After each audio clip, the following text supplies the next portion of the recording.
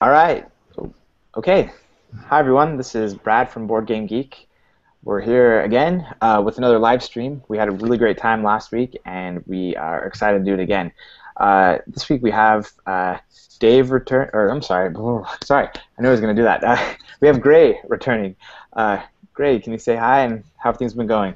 Hello, everybody. Yeah, I'm Gray. I'm lead developer at Shenandoah Studio. And yeah, things have been going pretty well this week. Exciting things in the industry. We got E3 going and going to get some Lords of Waterdeep on.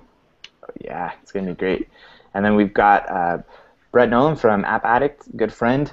How you doing, Brett? Hi, I'm doing pretty good. I'm eager to play this against actual other human players. I've only played against the AI, so it should be interesting. Hopefully, I can hold my own. And do you crush the hard AI? I do okay. I'll put it at that. Yeah. I've only been playing medium AI, but that was, because I was expecting to play against Brad here.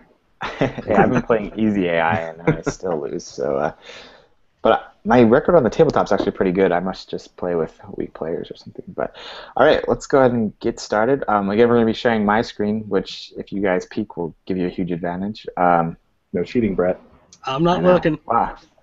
All right. Well, because it's vertical, it's also a bit tiny. Sorry, guys at home. You'll probably want to full screen it. Okay, so I believe I'm going first. So we're playing Lords of Waterdeep.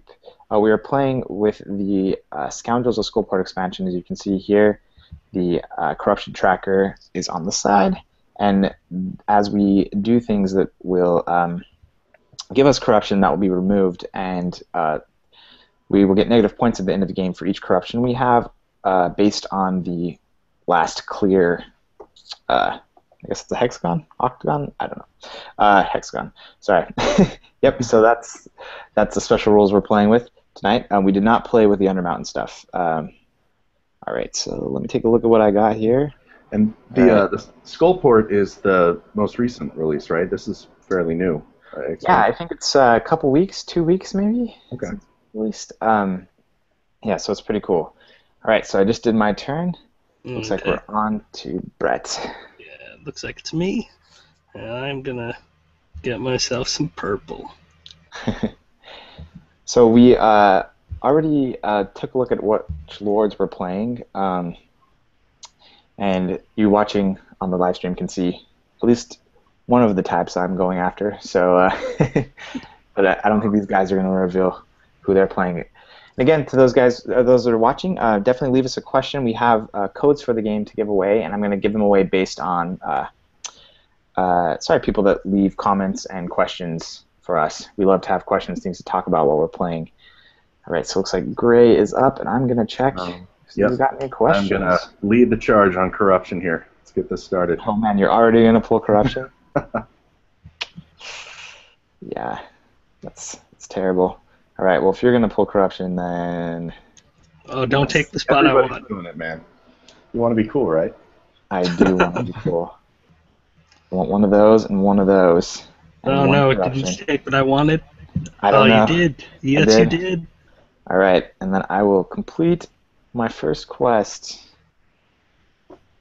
So I get an intrigue card and a new quest. All right.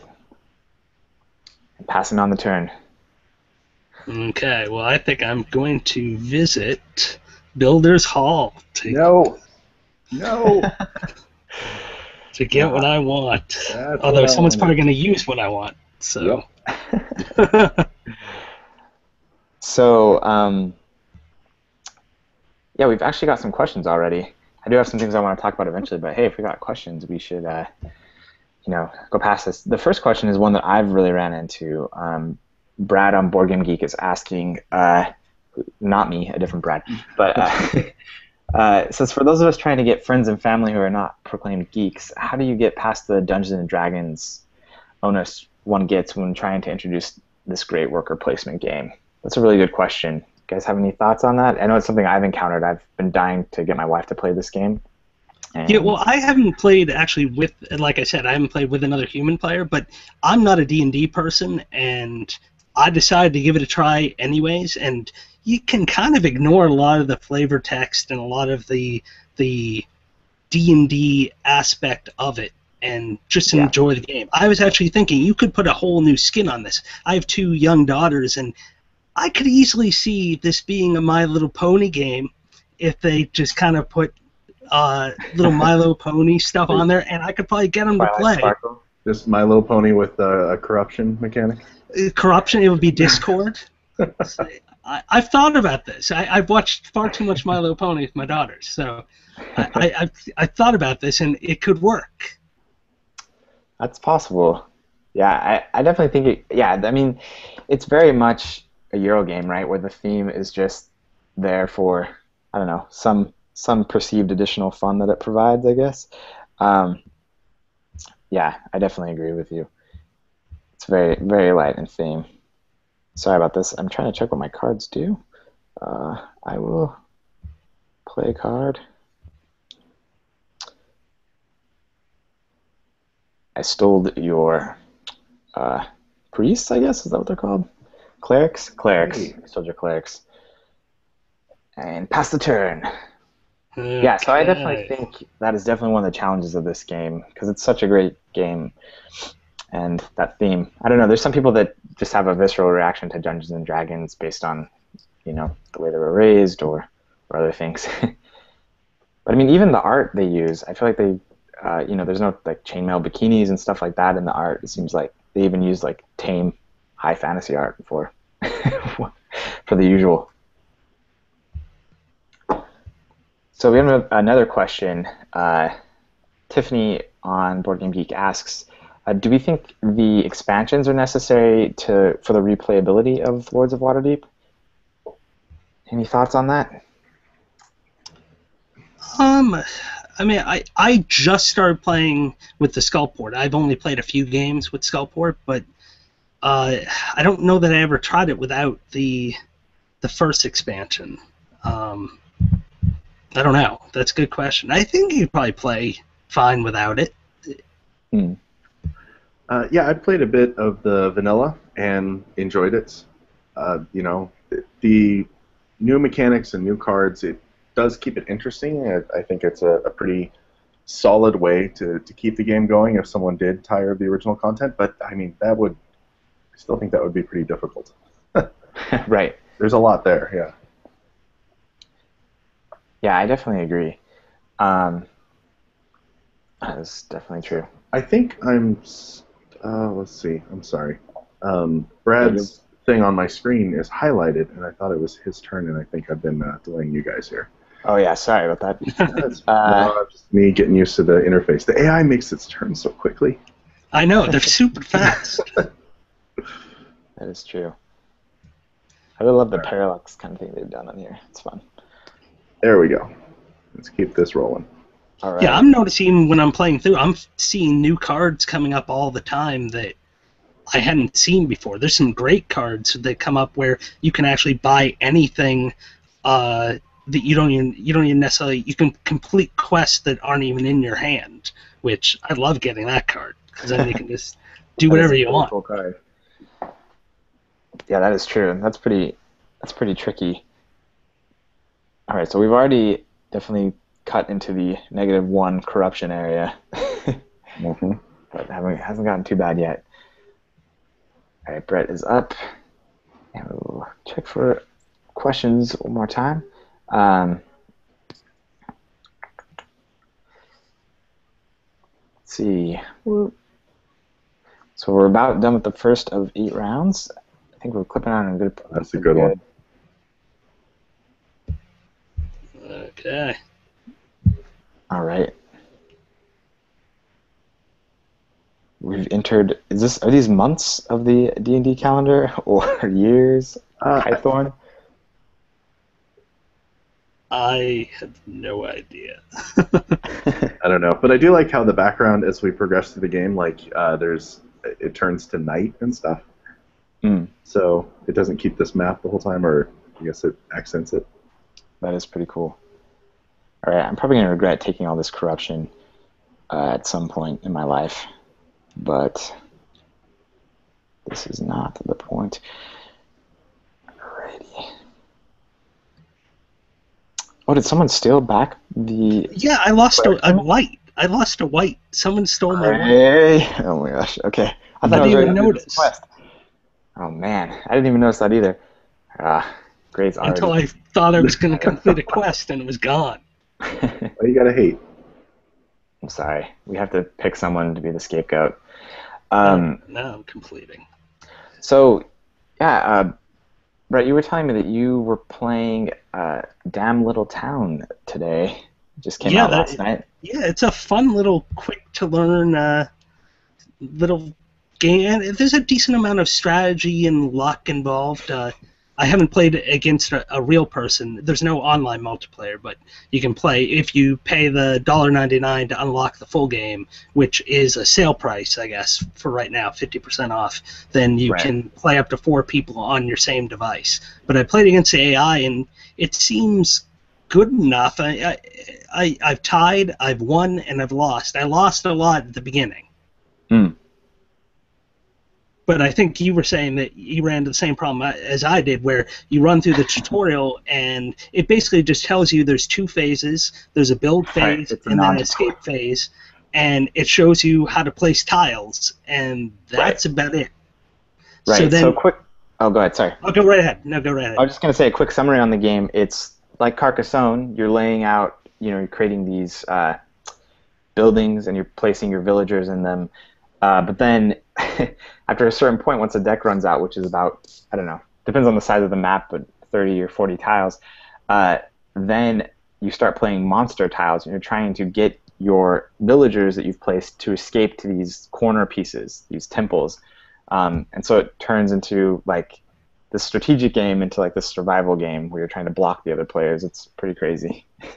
Yeah, and what you get to do is on your turn, you get to place these. You get 3 random monsters, and they can be placed uh, based on particular rules. But you don't know what those rules are. They don't teach you that in the tutorial. So you go to the No. rule book, and then they know that you're going to have to come to the rule book because there's even like little almost snarky comments in there that basically say you should have.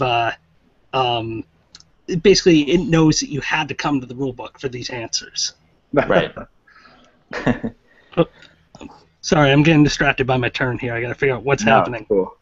Gray, I have don't know you? if I, I know you've been pretty swamped. Have you had a chance to play anything the past couple weeks? Oh no, not really. Which makes me sad. I've actually continued to play some Catan after our Oh, last no. week, but nothing. We may have to have some nothing sort of grudge match against Dave. new. Must get my revenge. I'm plotting it now. Says, do you know what happens if you take an action that should collect corruption from the track, but the track is already empty? Say at the very end of the Oh, game, you you lose just get 10 points you immediately. lose 10 points. Okay, Yeah, I think that was in the rules. I read that in the rules. that's rough. that is really rough. Like, um, okay, I am not sure what I can do here. So have we talked about the corruption mechanic and what like the I negative ex- two and I explained it briefly at the first, but if you want to okay. reiterate now that we're kind of seeing more of it play out, that would be good. Yeah, well, it's the versus just the vanilla rules. Basically, as we're taking on corruption, it gives you an opportunity to play higher stakes game, Right. where more risk but higher reward, and then you try to find ways to like offload the corruption back onto the stack. But it's cool because not only is it bringing in the second level of play for those who want to be more risky, but it has this kind of uh, shared misery, I guess. It's like as each of us independently collect more and more corruption, the deficit that corruption causes increases. So we kind of are incentivized to work together to keep corruption down, or you can defect, and if you see the other players taking a lot, then you can just help bury the dagger deeper. But it creates a very interesting psychology in these games to see if everyone's going to sort of work together or how you can screw over your friends. Right. But I like the way that they've done it. Yeah. So we've got a lot of questions on Board Game Geek, kind of in a similar vein of like how what's the difference between these two expansions? So I'll just give a quick rundown on that. So in the board game world, there's one expansion called the Scoundrels of Skullport, and it contains two modules, one called Undermountain and one called Skullport. In the digital realm, they've split those up, into two separate expansions. And you don't need one to play the other. You can play them together or separately. I think there's actually some special rules to play them together because it gets a little more complicated, or some things you have to keep track of. But basically, the Undermountain expansion doesn't really add any new rules. It just adds more flavor, different types of buildings, different types of entry cards, I believe, and different quests. Whereas this corruption mechanic, obviously, is a whole new mechanic, right? It's a new rule that you have to watch out for and keep track of. I think that's a good explanation, right? Probably. Yep. So, and they're also asking whether or not we feel like we should own both or one. I'm more experienced with the Undermountain one. I feel like the Undermountain one, if you're kind of feeling there's not enough variety, sorry, I should take my turn here. The Undermountain expansion is really good for providing that extra variety. Yeah, I think it's a little less complicated. I think the Skullport one adds an extra level of complexity that may be tougher to grasp right away. Where if you're going to get one, you might want to just start with Undermountain because it's Right. Just kind of expanding the game that you already have rather than adding this new kind of thing to keep track of.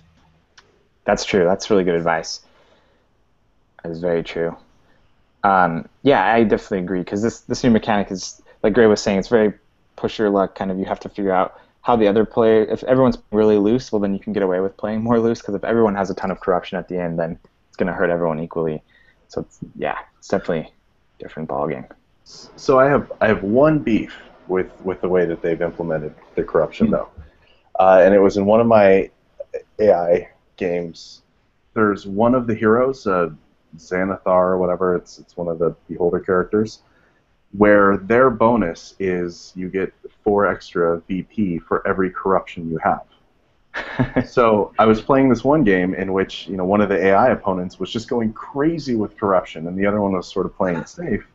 And I was thinking, okay, well, this is cool to see some variety in the AI, and like this one is more risky, and et cetera. And then we get to the end, and I realized, well, yeah, of course he wanted tons of corruption because he's getting points for each one, and then that means he's also getting the benefit of that risk reward, but without the risk. So though the mechanic by itself, it really does bring in a new type of gameplay, except for one character who's above the rules. So do they lose stuff and gain stuff, or do they only gain for the corruption? They only gain. I mean, they will get the if corruption level goes to -5 or whatever, they'll still miss 5 for each one. Okay. And they'll gain back 4 for each one. Right. So they really get a much better benefit than Right. just having like one of the quest cards give them extra points. Exactly. It's Yeah. like, and I feel that while it's clever and sort of using the new content and mechanic for the a new hero, it's sort of game breaking in theory. And I presume that this is a video game and they have AI opponents, and somewhere there's a computing grid where they're playing hundreds of millions of games and actually looking at analytics and making sure things are balanced. But just to me on paper, that one seems really out of balance. I think that ties on one of the core complaints about this game is that, while I think it's a great worker placement game, it does sometimes have these mechanics that maybe aren't perfectly balanced, makes it feel more like kind of a family, like Monopoly type game sometimes. I don't mean anything about the app necessarily, just the game mechanics itself. Where there's actually a conversation going on Board Game Geek right now about mandatory quests. There's a huge schism in the community about, should there be mandatory quests, should there not be mandatory quests?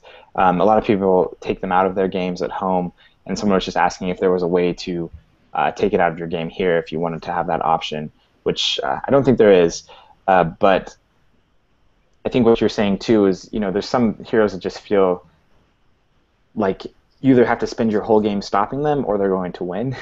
A lot of that has to do, like the builder that gets points for building buildings. That was one that you really had to watch out for in the previous game as well.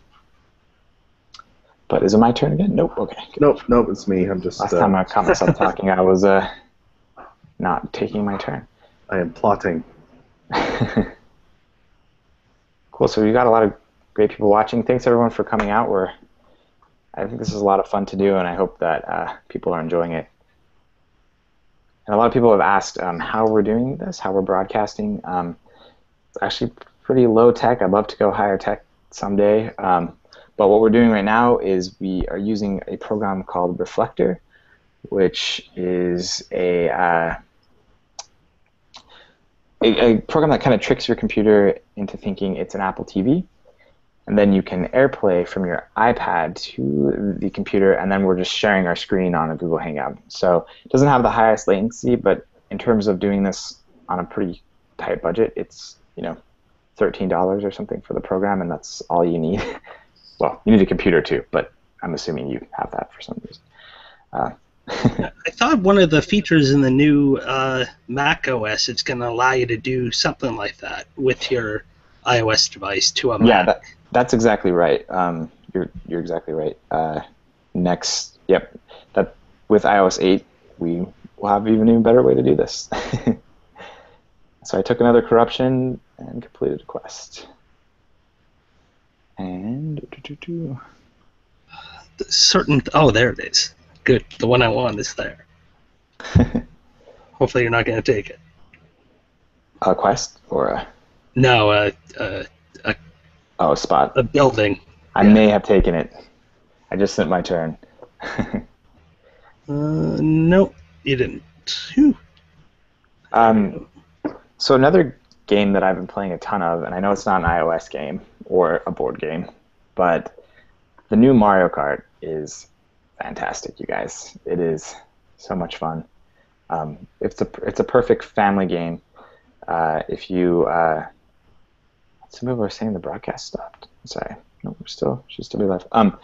If you have a family and you happen to have a Wii U or have the disposable income to get one, it is it's really fun, and has provided a lot of good interactions with the family. Yeah, I really enjoyed the one on the original Wii, but I don't own a Wii U, so I haven't checked this one. I've heard nothing but great things. Lots of people love the game. It's a fun game. Yeah, definitely. Sorry about that. Just go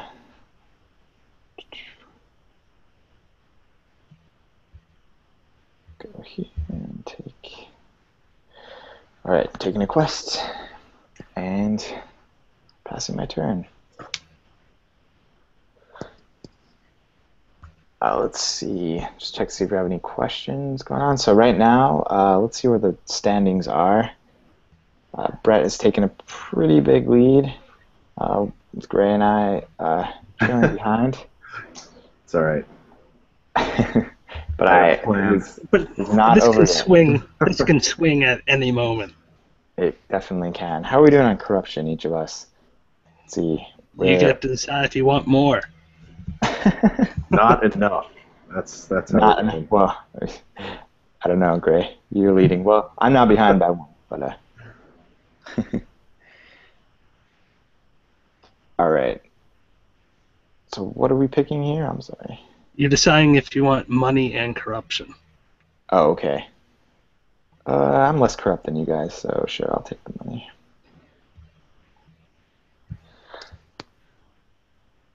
All right. Let me check if we've got any new questions. Someone's asking if there will be an Android version. That is a good question. Back last year when I'm sorry, 2 years ago, I guess. No, I guess it was last year at PAX East. When I talked to not Playdeck, but to the D&D team, they did mention that the first game from Playdeck would be coming to Android someday. Never heard anything about that since, but I did hear that. So my guess is we will see it there someday, because it sounds like that's something Wizards wants to happen.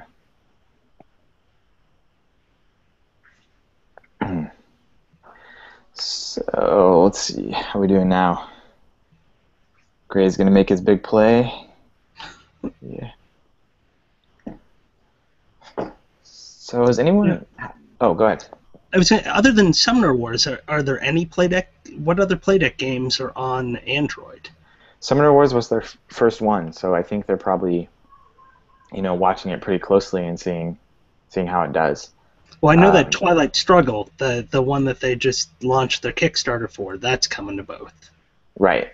We should talk about that actually. I mean, that Kickstarter is doing gangbusters. It's doing phenomenally well. Yeah, it was up over 200,000. They just unlocked the soundtrack, I guess. I've never played the. I backed it because I've never played the game, but it looked fun. Oh, yeah, I've never played it either. Owen Faraday from Pocket Tactics was trying to get me to play it with him in Italy, but we ended up not bringing it, so ended up playing it. But yeah. So Brett is doing his. There we go. Choice. Harbor reassignment. Is that what we're on? Yes, that is what we're on. Sorry, I forgot the technical name for it. No. So I've been watching a lot of E3 coverage this week. Not as much on the mobile side. It seems like most of the mobile games we're interested in. Not necessarily there. I mean, there's some cool Game Loft stuff, but kind of more the higher end, trying to mimic console experiences. But anything you guys have seen from E3 that sounds interesting? I don't own a PS4, but I saw that little replicator bot, the PS4 TV or whatever it was called. That thing was kind of neat. Yeah, I think you can play Vita games on it. Yeah, I think it'll let you play Vita and PS3 games, and they're going to have some sort of a rental system. I don't know if it's going to be like a Netflix where it's like you pay once and eat as much as you want, or if it's going to be... and then it also lets you somehow mirror your PS4 to another TV, so you can play it from another TV. I don't know exactly how that works. Oh, that's pretty cool. Yeah, I haven't tried that out, but it sounds like a pretty cool thing. Another quest. Boom.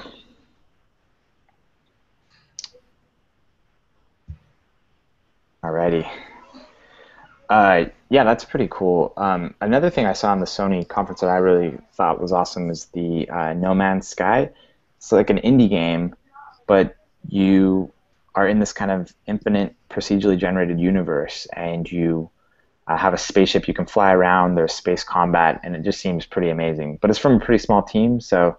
Is that the one from Hello? The guys who did the whatchamacallit?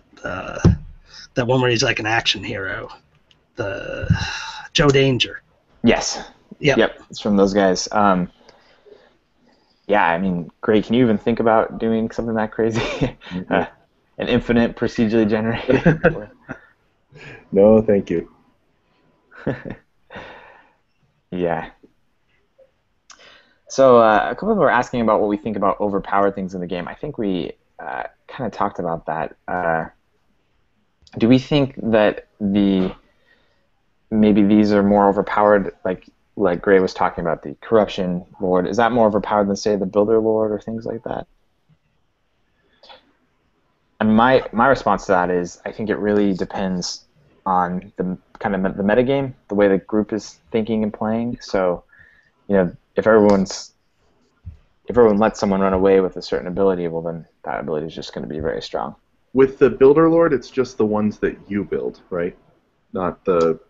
because some of these are total number of buildings open, but those are, it's not for the Lord. Right, exactly. That's just the ones that you build. So you basically want to get a lot of money and take that spot every round if you can. Yeah, it seems like they try to offset some of those with cards, but there's no guarantee that those cards are going to show up in the game. Right. Like, there's ways that you can kind of gain those similar abilities, like not having to deal with mandatory quests and whatever, but there's no guarantee you're actually going to pull that card, or you'll be the one that gets that card if it is in the game. Right. So I'm going to add in Aldi from the founder and owner of Board Game Geek, says he would like to jump in. So Oh. and he is my boss, so I will allow that. No, I'm just kidding. I'm gonna send him the link right now, and we talk to him. Obviously, he won't be playing, but he can chat about some of the stuff we've been talking about. Cool. So I am going to hop in here.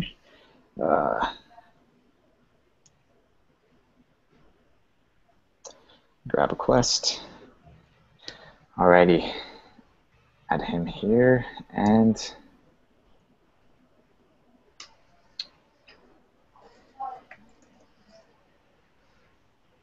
cool.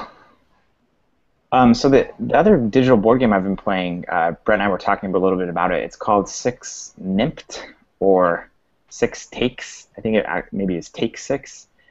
It's a kind of a classic German card game.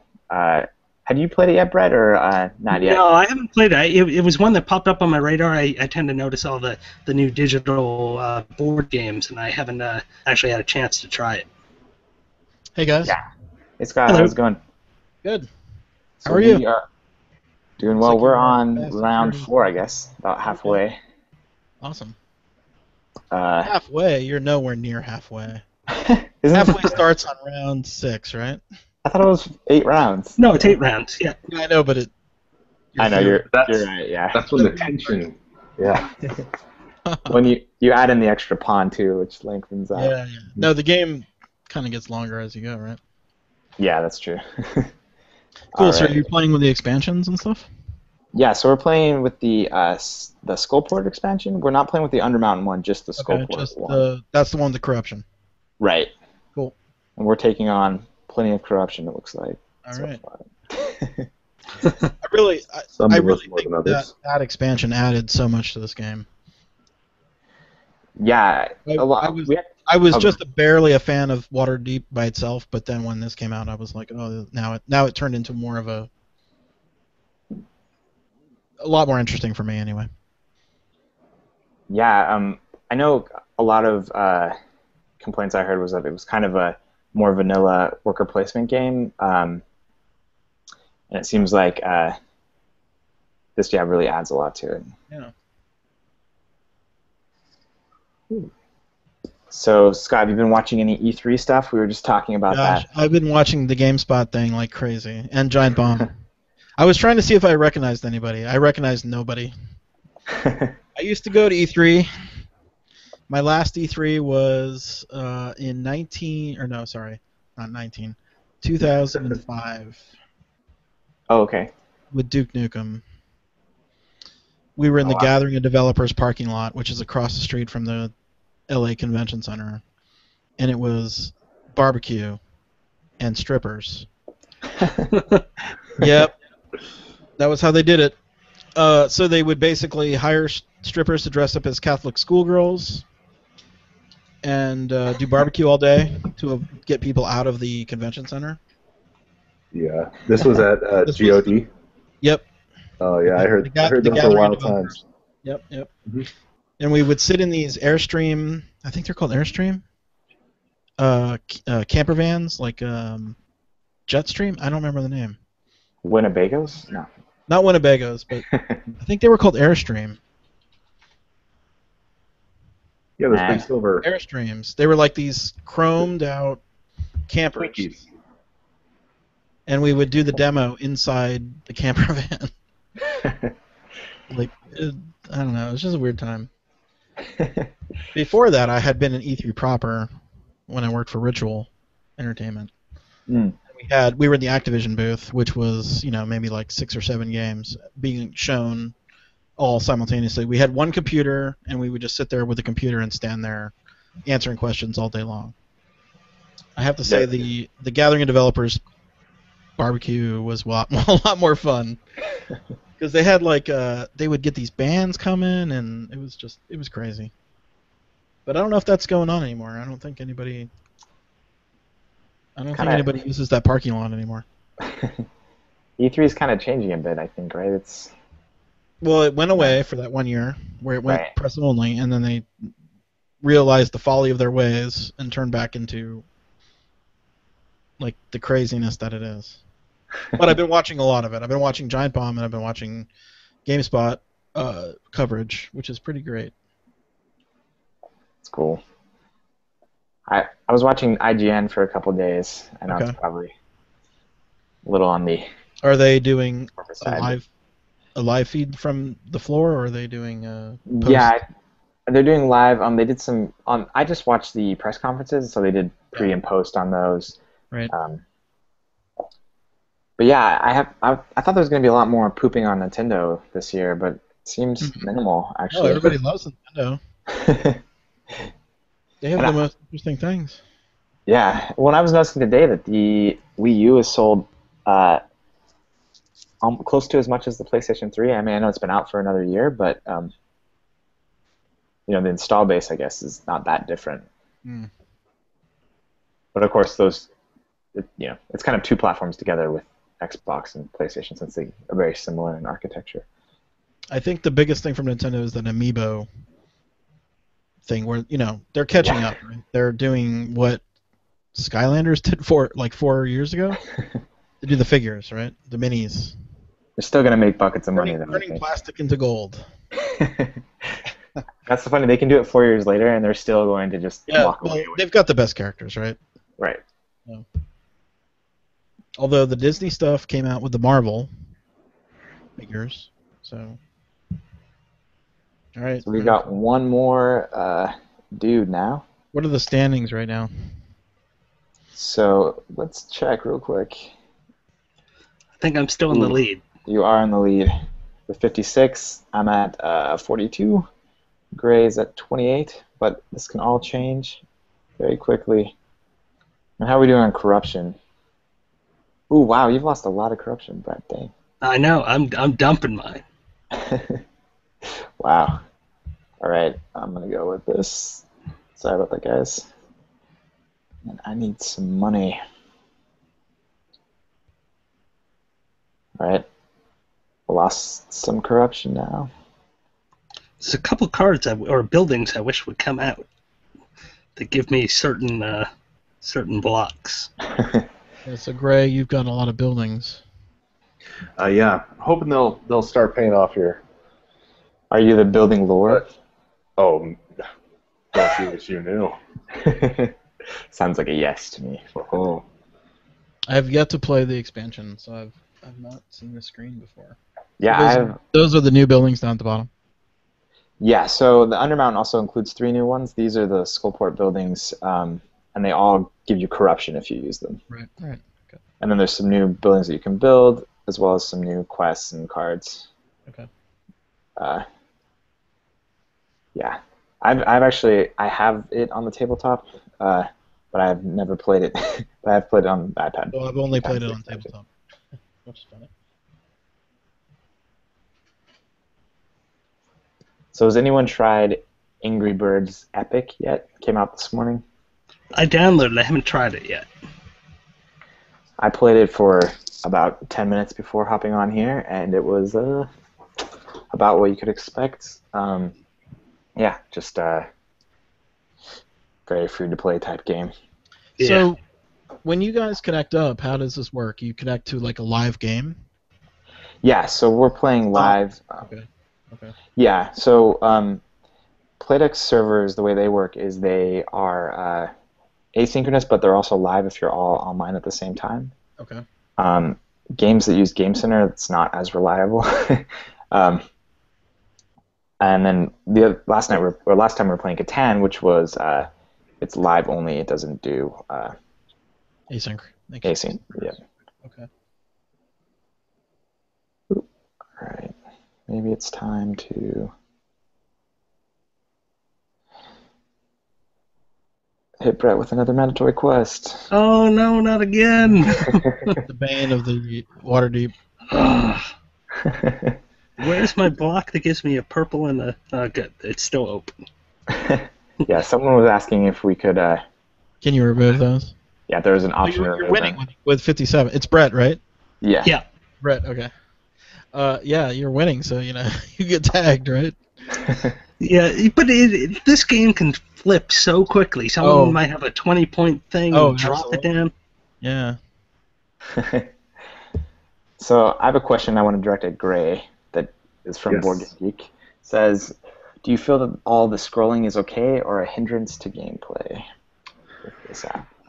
Yeah, I guess I kind of go back and forth with it. I did find, I mean, you can double tap and zoom all the way out, but then the board is so small, even on a Retina display, you can't really read anything. Hmm. Um, so I don't know how else they could do it other than perhaps, uh, redesigning it. So they've really stayed true to the actual board game and, you know, taking the art and even to the point of having the tokens that run around the edges of it. They've stayed accurate. I wonder if it's worth developers. I mean, I don't. I mean, they'd be basically paying service to us, right? Like the geeks, right? Where they would just make a spreadsheet where you just see Right. the lines. It's like a command line interface. Exactly. Like you would see no graphics. I mean, you could still make it look beautiful within the constraints of one screen. That's definitely a challenge for sure. Yeah, well, and when you're making a game like this for mobile, you have an opportunity to, it's one thing when it's a board game, and when you're making it on a device, you can sort of reimagine it if you want. I'm not saying that they did anything wrong here, but all of that constant scrolling, and especially when you're new to the game and you're not remembering where everything is, or you can't remember which buildings are up, and you constantly have to move around, it is a little distracting. Yeah. Well, they also have to deal with the fact that this is a universal app, so you can do it on an iPhone as well, and there's no way you're going to fit everything without scrolling on an iPhone screen. Absolutely. I suppose that's true. Well, plus if they want this to be like a teaching tool or a gateway into the physical game, if you make it look as close to the physical game as you can, you're going to have a lot more people find it easy to transition over. Yeah. Mm-hmm. Yeah, I think that's a constant battle trying to weigh those two things. They'd really only be,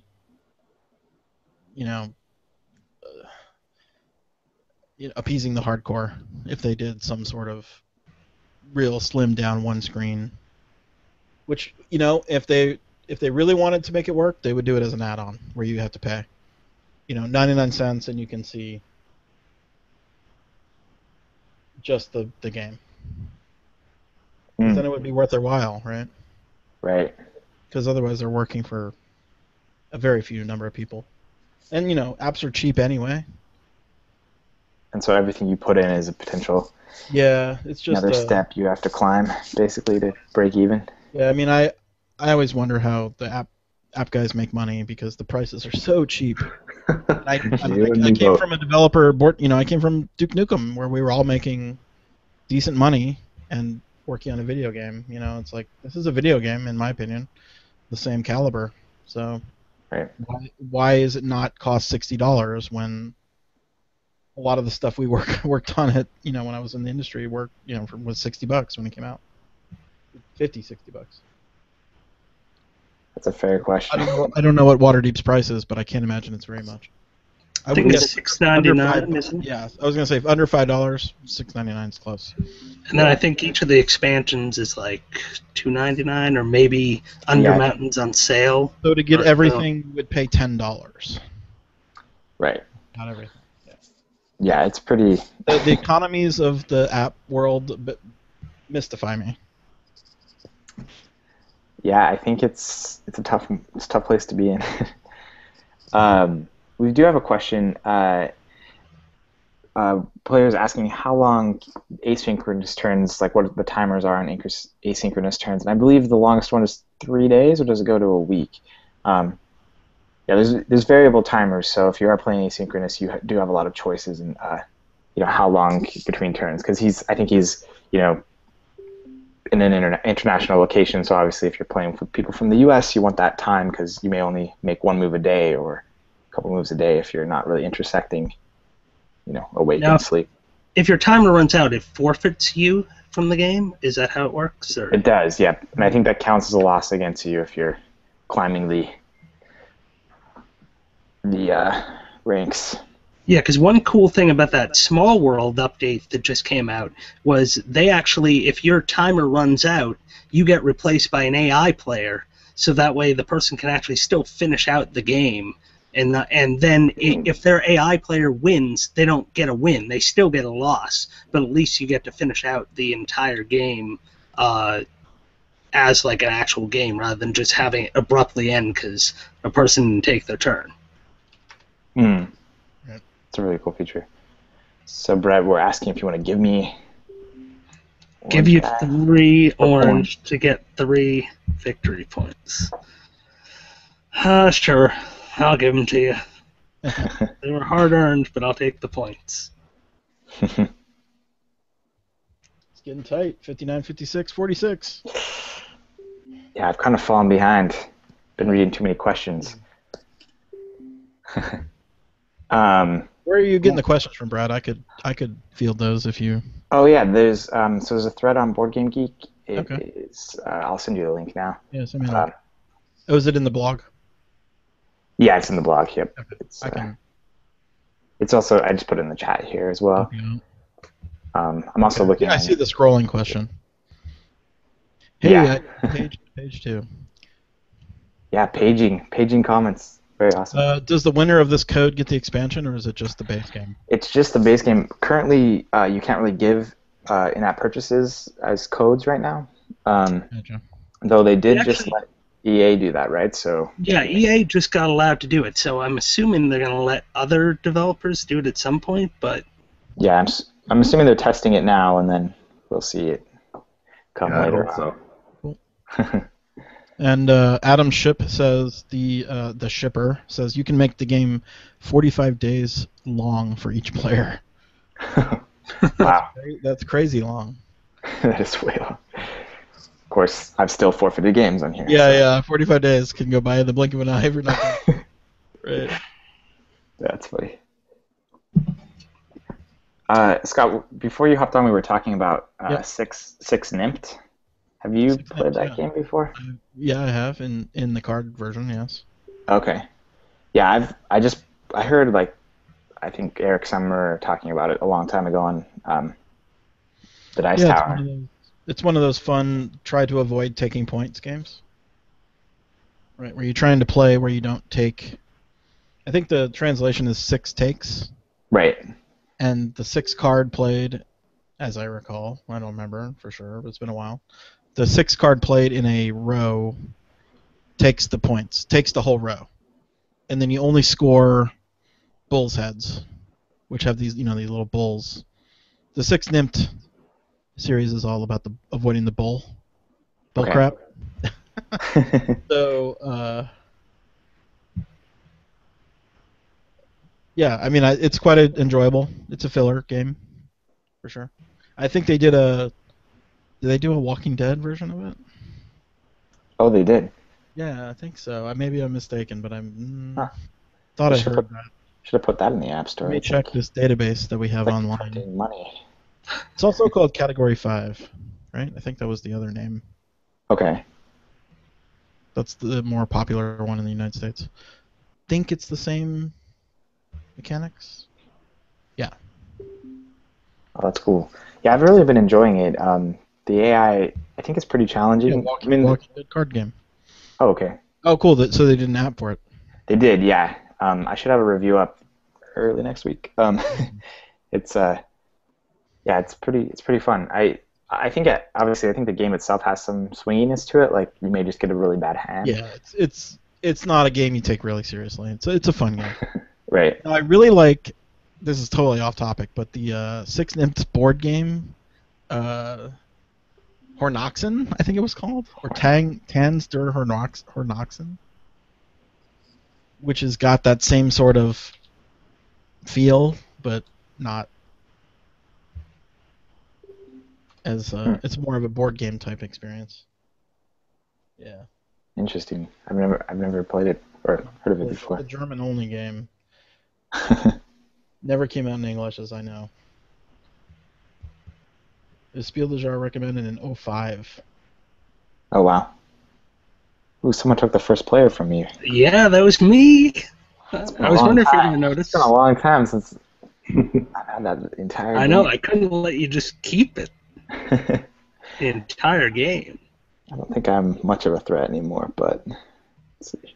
Well, What to do? So it What to says do? wine to win, right? That's right.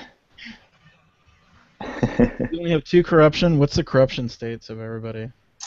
Let's see. We've got Brett at 2, 2. Gray at 4, myself at 2. We're currently worth 3 That's points pretty light. each. That's pretty light. Pretty light. Seems pretty We- light. We've got the building too that you can return it. Oh, you can get rid of it. Okay. So we may be getting rid of some of it there. First player, Brett. Yeah, I'm just trying to figure out what I'm going to take.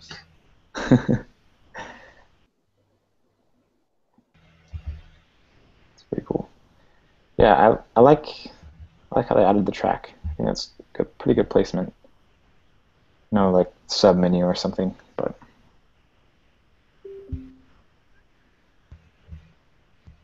quests.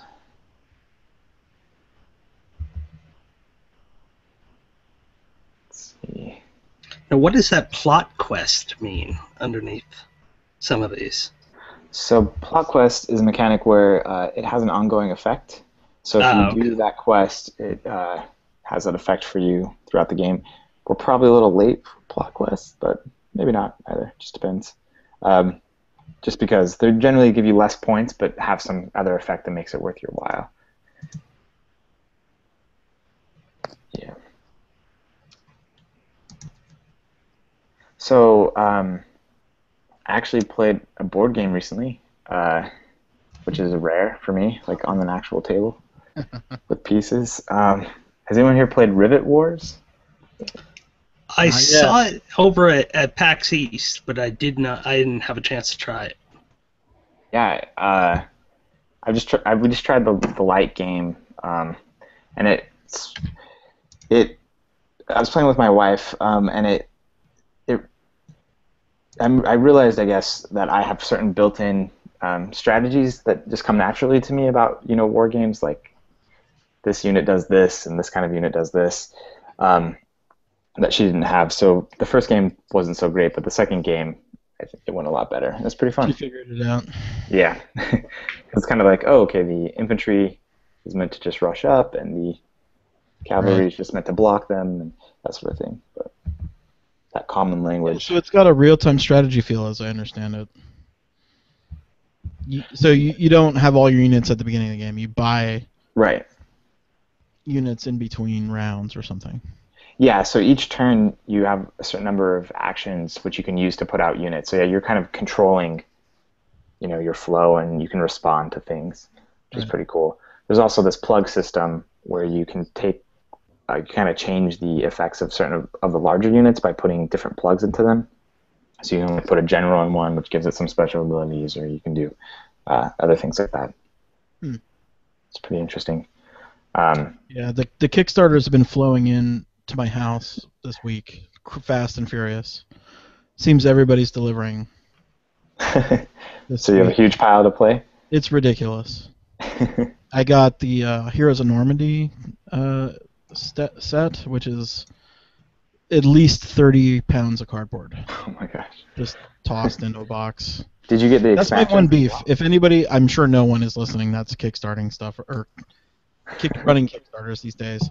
The shipping really needs to improve. I need to make a post about this. Like, I'm spending significant money on Kickstarters, and the packing and packaging of everything is really inadequate. It's thrown into a box and given no regard for that. Luckily, I have not had any damage or losses, but I can't imagine I'm the only one that... I can't imagine everybody who's getting packages shipped with very little packing material is getting the same results, right? Like, I'm getting, it's 30 pounds of cardboard, 20 to 30 pounds of cardboard, tossed into a box with, like, one air puff, those little air things, which were completely popped. Oh, gosh. When I got it. So, mine looked pretty good. I haven't punched everything yet, but, like, it's just, these are significant money expenditures. Right. And the packing is just really low rent. I mean, it's barely thought. And this is not just one person. I'm not meaning to pick on Normandy, but I have received a lot of these that are just tossed in a box and there you go. Put the packaging in. Anyway, I think that's my a little fair rant. minor rant. It looks like we lost Brett for a minute. I'll see if I can get him back here. Oh, darn. Um, but yeah, have you played Heroes of Normandy yet? Or Not yet. okay, Still waiting to be punched there. But it's one of those kind of war games that looks similar to Rivet Wars. yeah, it's Probably different, I'm sure, but it looks awesome. They all I look played really it cool. a little bit at they're making a digital version already, and the Yeah, developers, you got the interview with the developer, right? yeah, Slytherin, In Italy. right, and that was pretty cool to talk to them, and we actually played the board game for a minute. It's really fun. It's like a miniatures game, obviously with cardboard, but Right. it's pretty fun. Let's see here, man. Yep, looks like Brett's back in. Yeah, I I'm got all disconnected. kinds of losing. I'm back. Sorry about that. I'm all kinds of losing over here. Let's see. Holy cow! He's quiet and he's coming up. I know. He's just being there, Snuck up quiet, on you. stealthy. God. Yep. Yep. Just don't mind me. I'm just over here in the corner. He's just dealing with his mandatory quests. Oh man. He spent early. You never know. Let's see. How can we throw this off? Oh. Just don't have the buildings out that I need. My first building. Okay, I think I'm going to come in third here.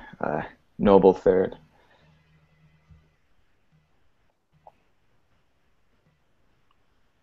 All right, it's still my turn? No, okay. Yeah, the digital version of Heroes of Normandy looks really cool. They did something that I usually whine about, but they kept kind of the look and feel of the pieces. But they like animate and explode when you shoot them, which is kind of cool. Why do you whine about that? You don't like? I don't know. I just like. You think it could be redone?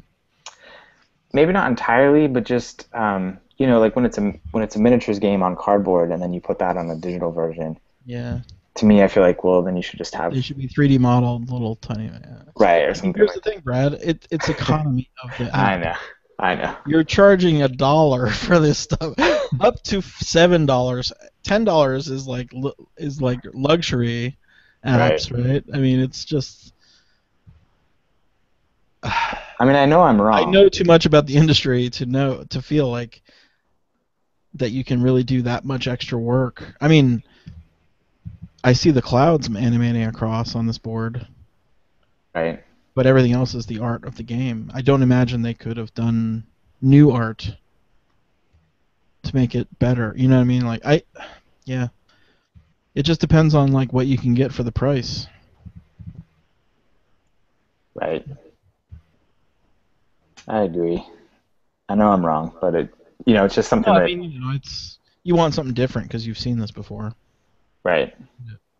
Oh. So I bought a building. Yeah. Still in third, but okay, we gotta stop Gray. Any mandatory quests we can throw at him? I don't have any, unfortunately. Well, let me. Yeah, no, I don't. Oh wow, it's already up over 100. And now that Scott's looking at the questions, I don't have any more excuses to make. So. Oh wait, just lost. I'm shirking my duties. Let me reload. I don't think there is any. I've been uploading too in between turns, but I don't think there is any. I was just kidding. I just wish that I had an excuse. Oh wait, here's a new question. Yeah, go for it. We just talked about this. Yeah. So this is a great game on iOS with the expansion even better. Do you think it's important to keep the board format of the physical copy, like Lords of Waterdeep, or redesigned to fit with a smaller screen, like Stone Age?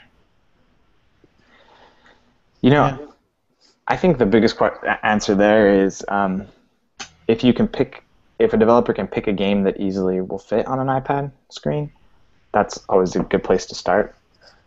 Yeah. Like I think we've seen some good examples of that. Like I think Pandemic fits pretty well. Trying to think of another really good example. Like something like Can't Stop, something like that where you can keep all the information available. That's always a good place to start. But Otherwise, again, we've talked about the Yeah, it's going to economy be and interesting to see how they do Twilight Struggle, because you need to see all of that board at all times, right? You need to see your holdings in all the different countries. Well, and I think And your cards, your card hand, and the space race, and the other tracks. Like there's so much information. It's going to be an interesting one to see how they do it.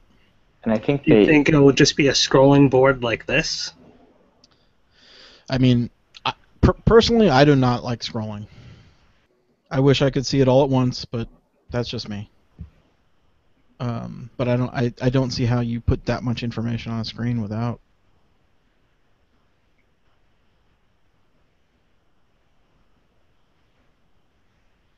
Yeah, I don't. But they promised it on tons of platforms now too, so that's going to be, I think, it's going to be a real interesting challenge. This is like one of the first big board game Kickstarters that's truly a board game iOS, right? Like, I mean, there's been card games and stuff, right? Like, yeah, and this is really the first one that I think is done exceptionally well. And there's been others, but they always tend to, I don't know, not do extremely well. Like, there was one for Alien Frontiers, but it ended up not. I think it did fund, but just barely. Even Playdeck's own Kickstarter, which obviously was a pretty large one, but it was closer to hitting its goal rather than just far exceeding it like this one is. Yeah, I think the physical offerings have pushed this into the realm of making a lot more money than they thought or they needed, or so they say. The number on the Kickstarter is always questionable, whether or not do you really need that much money, or is that the bare minimum that you need to do it to get it done, or right. That's true. It's like, and a lot of times Kickstarter is so good for publicity, even if it's not the full amount. It's just something to help on that end. That's what I think a lot of people don't realize is it's a publicity mechanism, right? More than a fundraising mechanism. So am I leading in corruption now? Oh. I'm pretty corrupt. Well, I'm way corrupt. Turned in. Yikes. You're leading corruption there, Brad? I am the most corrupt player here. Shows kids at home that corrupt doesn't pay off. Are you the eye of the beholder, or whatever that guy is? The secret identity? Well, no. Oh, that guy. Yeah, just one of the generic ones. So Chris on Board Game Geek was asking, what popular game would we love to see get made into an app version next that doesn't already have one? I'm first. I get to say Memoir 44. Stole mine, but keep going. Oh, did I steal it? No, I'm just kidding. That's definitely high on my list, but it's pretty good. It's probably pretty high up there. Gray, got anything? Let me think about that. Okay. Yeah. Brett?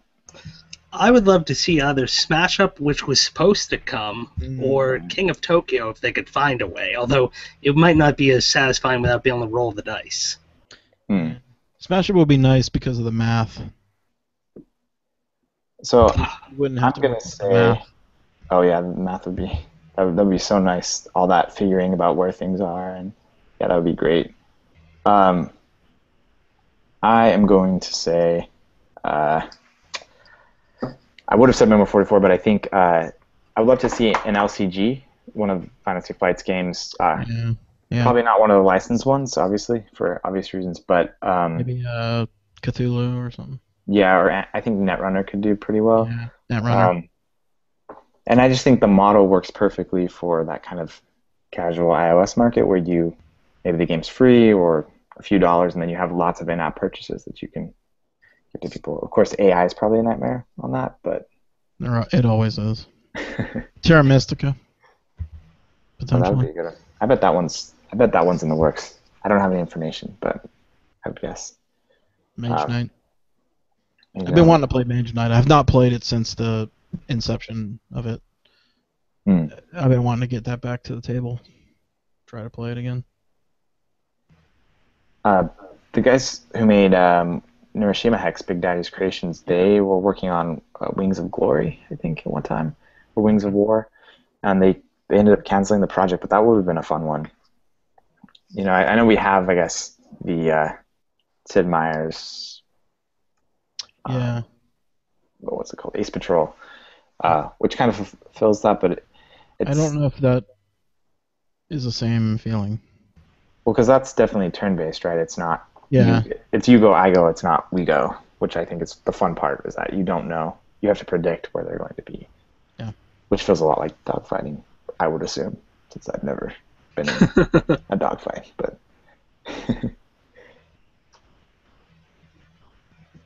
Man, there's just... I'm not even sure. I'm rising up too much in this corruption. I'm tied with you. Yeah. What did I just do? Okay, I just played something on accident, but... You can always hit back. You can, on yeah, the, you can hit that the little red arrow over the side. All right. Well, I confirmed it. It's okay. I'm not throwing it, but I just... it was an okay move for not knowing what to do. Brad. I know. Let's see. Yeah, I'm trying to think what else I've been playing. I think I went through my whole list. I've been playing Carnival Zombie. Have you heard of that game? No, I'm gonna look it up right now, though. It's a co-op game. It's just crazy. It doesn't have an English release yet. You have to import it. But Okay. it's basically it's the most insane co-op I've played in a long time. It's almost like a tower defense where you always play 6 characters. Is it 6? Yeah, 6. And you're set in the center of town defending an onslaught of zombies, basically. And when you kill a zombie, it's a cube, right? The zombies are cubes on the board. When you kill them, you drop them onto the I don't know what it's called, the pile of zombies, I think is what it's, a pile of corpses. And as you drop more and more cubes onto this pile, it gets more and more full, right?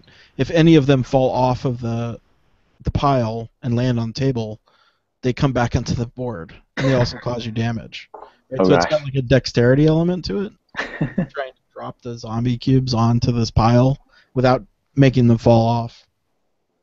But beyond that part, it's just one of the most unique co-ops I've played in a long time. It's really cool. Wow, that There's sounds no pretty luck. cool.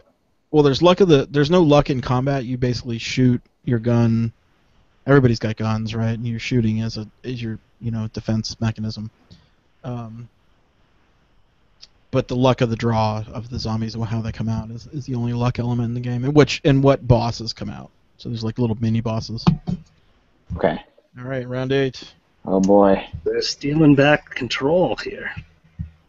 Yeah. Well, don't know how much good it's gonna do, but Flushed. I think I made a good random choice. Yeah. Go ahead and complete that. You got on. Don't know if it's enough, but final round. Can we take gray? That's the question. So final round, everyone just pull corruption like crazy. Yeah. Of course, gray is down to 1, so it wouldn't hurt him that badly. So maybe not.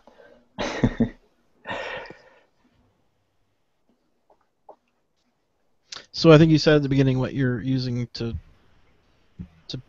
show the screen. Yeah. It's Reflector? Reflector. I have another program called Air Server, but Okay. I feel Reflector gives a better frame rate usually. Okay. I'm not exactly sure why, but something about the And way the digital PVR does not work in this situation? So for some reason it doesn't work with Mac, because it says it works with iPad, but for some reason it doesn't. The Mac software is not official, and for some reason it's not supporting it. But yeah, I would love to get that working someday. We should maybe try it again and see if they've made any changes to their previous thing. It looks pretty good. The only thing I've been noticing is it kind of goes in and out of resolution sometimes. When you scroll, Oh, it okay. it, it gets all artifacty, I Oh, guess. you know what?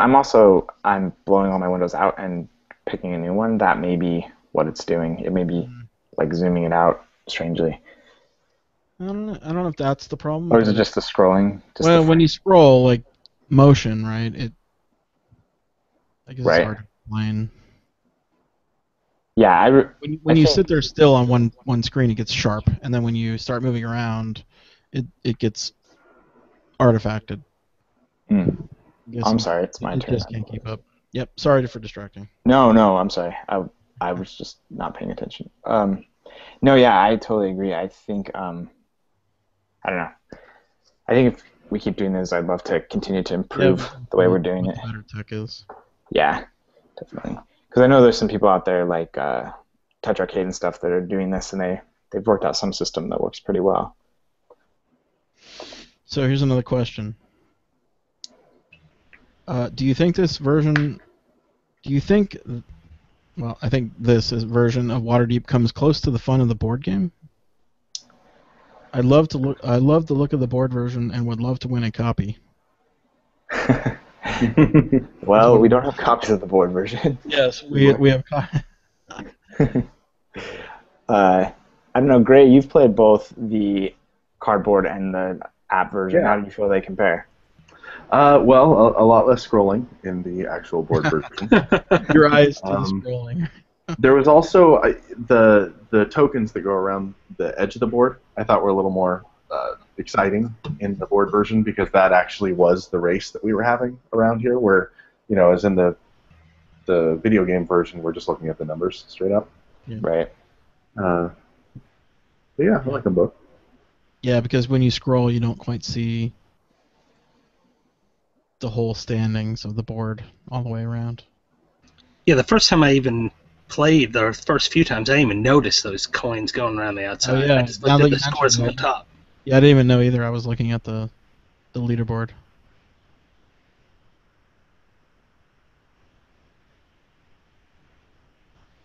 Yeah.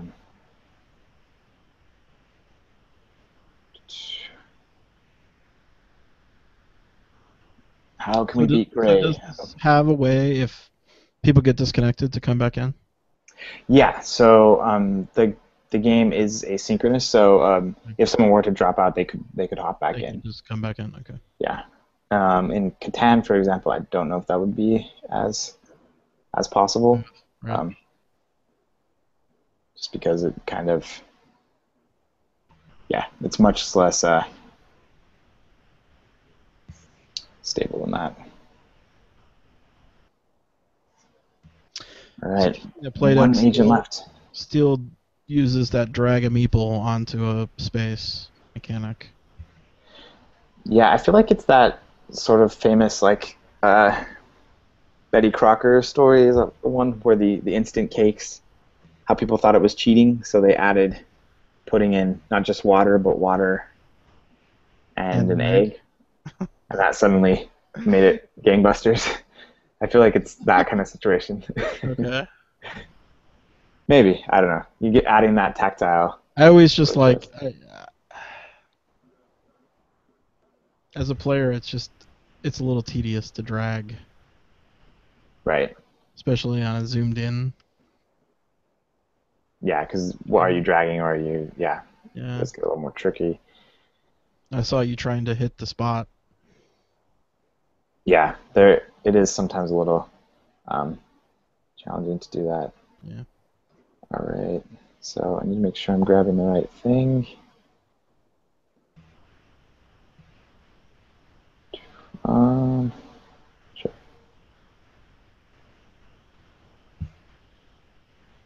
I mean, this is just picking nits, though. I mean, these apps are awesome. Yeah. I never thought 10 years ago that, or gosh, even more than that, 14 years ago, when I started Board Game Geek, that there would be this many electronic versions of board games online, for sure. Amazing. Yeah, I totally agree with you.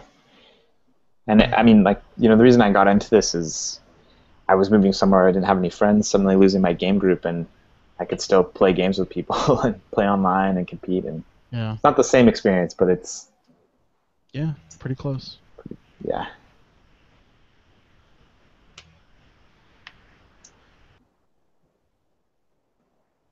Alrighty. So that we're down to the last few actions, I guess. Mm-hmm. Yeah, it's almost over. Oh boy.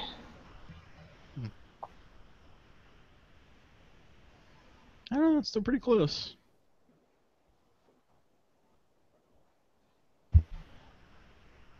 Yep, it is still. Bury the Oh, 1 point. I love the little text. I mean, that's one thing you don't quite get. Like, we would always read out the little stupid quotes at the bottom of those cards. Like, Right. oh, the owlbears, we have to train them, or whatever. You know, like this silly little D&D flavor text.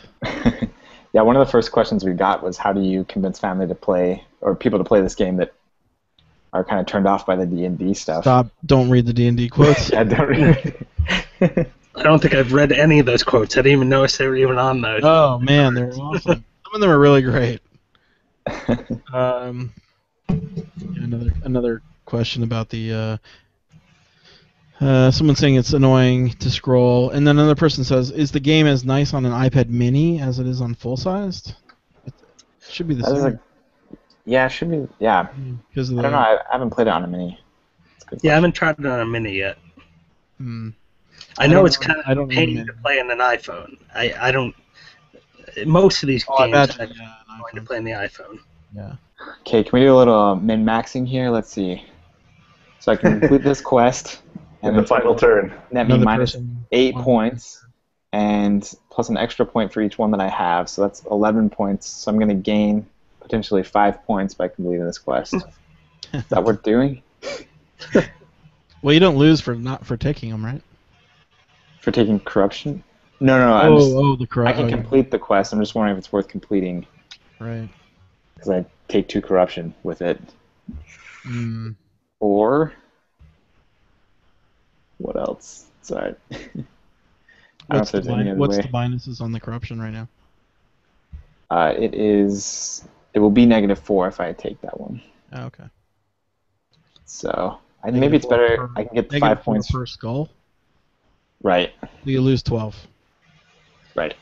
Now, when I go up into both of your listings, I see a whole bunch of quest cards flipped over. Do you Yeah, know those why are the completed ones. I think it's. Oh, so it's showing me completed and non-completed? Yeah, so Brad has 0 active and 9 completed. I still think this is a good idea. Or now 1 active. Well, because if I go to you, I see 10, but I see none listed in your Right. inactive ones, but half of them are flipped over, or more than half of them. Oh. Hmm. I don't know.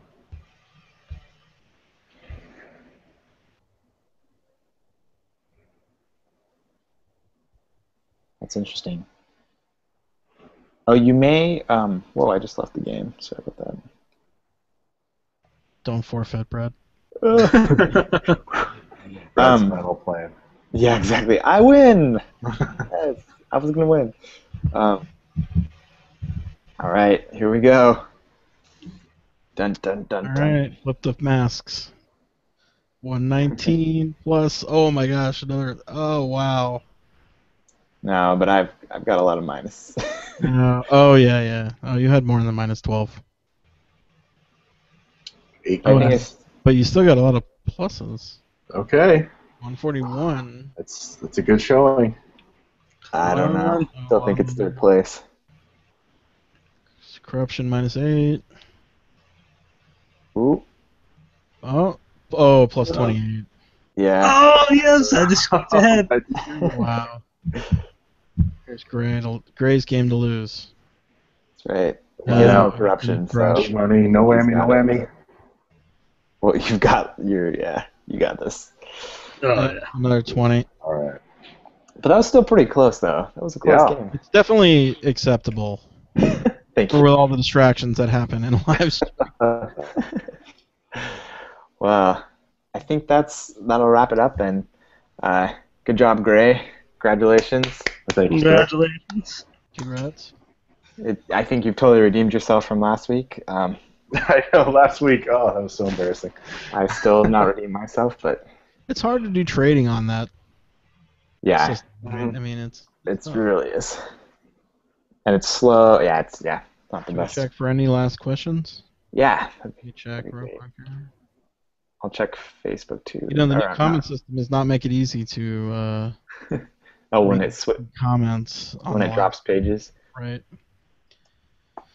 Someone says, I played on Mini and it's fine. Once in a while it refuses to drop a meeple when you're zoomed out, but you have to zoom in, as I thought. But really, you don't need to zoom as much as they're doing in Really, you don't need to zoom as much as they're doing in the live stream, Brad. I was zooming You're to. zooming too much. You're zooming for effect. I was trying to give. I think looking at just a zoomed out board the entire time is a little boring. So Absolutely. I was zooming more than you generally would play. Well, okay, that's our last question then. Thanks to everyone who watched, and thanks to Brett and Gray and Scott for joining.